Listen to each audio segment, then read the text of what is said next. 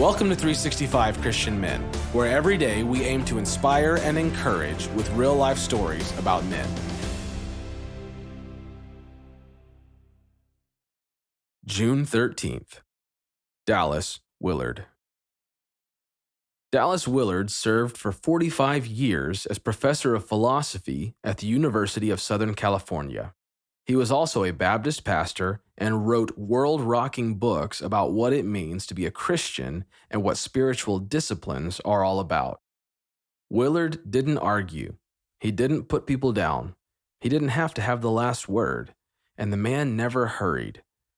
Here's a story about one thing he did do. When a man keeps his word, lives are changed.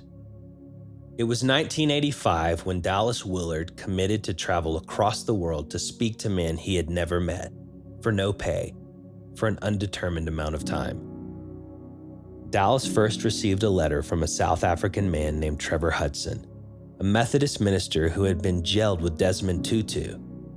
They had protested apartheid, the government-driven system of discrimination, segregation, and unfairness based on skin color and facial features that led to people who protested the system being brutally treated and arrested.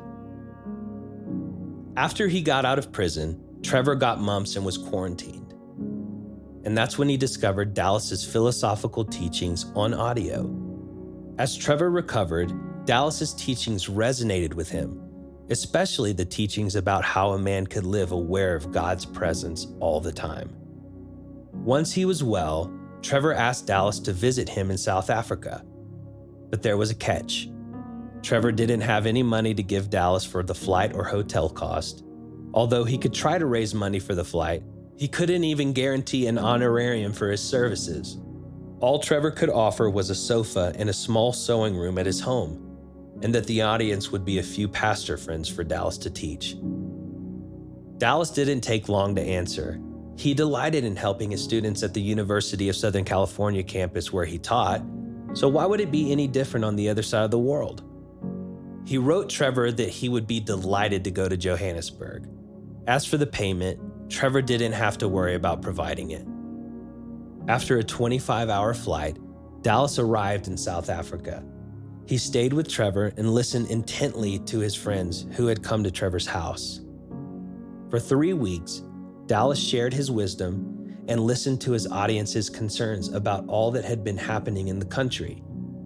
In between teaching sessions, he prayed for the people individually. But it wasn't only empathy Dallas shared.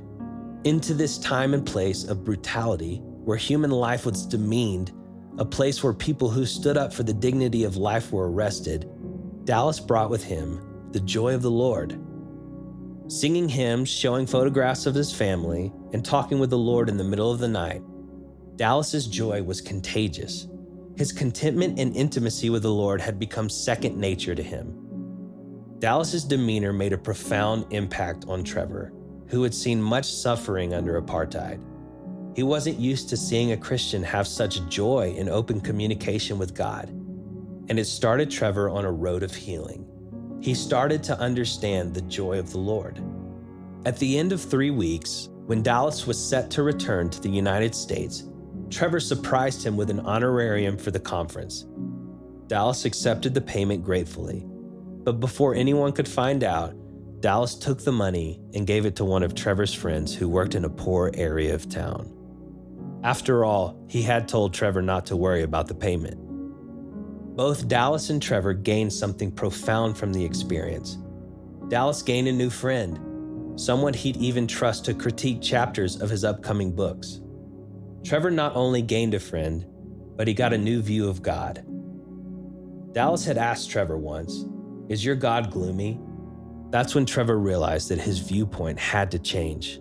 God could empathize with suffering, but he could also be full of joy despite the hardships.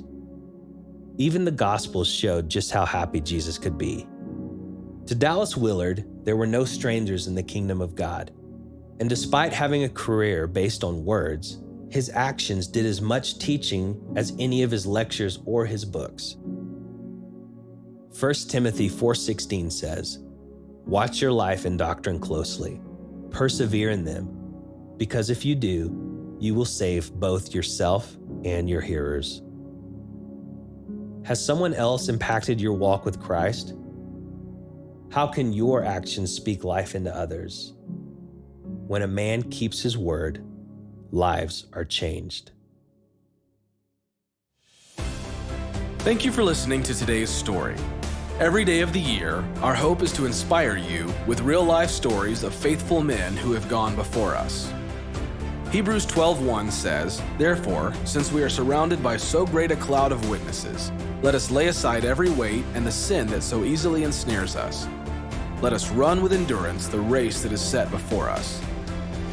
Join us tomorrow for another story at 365christianmen.com.